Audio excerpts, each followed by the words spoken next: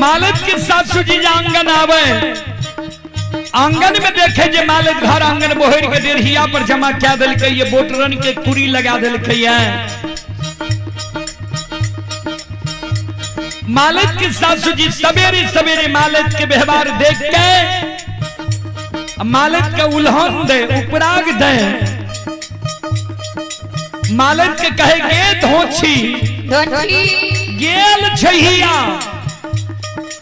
केहन वंश खानदान में तू जन्म लेलही है, केहन तोहर बाप भाई रहो आ केहन तोहर माय भौजाई रहो जे एको गो लूर सऊर सिखा के तोरा नैहर से सासुर नहीं भेजलको। तू जे घर आंगन बोहर के डेढ़िया पर जमा केलही है बोटरन के कुरी लगेलही है, तोरा ज्ञान नहीं छो जे ई बोटरन नंगन होई छै। जिहने अल्लाह चाल व्यवहार तू नैहर में चले रहे ओहने अल्लाह चाल व्यवहार तू सासुर में चले लागले है। लक्ष्मीदान के उल्हन उपराग बाबूजी मालिक के सासू जी सवेरे सवेरे मालिक के आंगन में जा रहे हैं, ध्यान से सुनबे।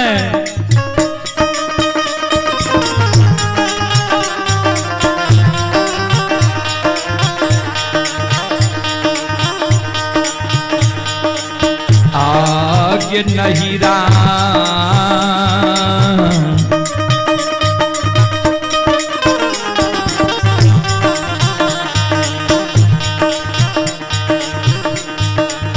चल बिगड़ल छान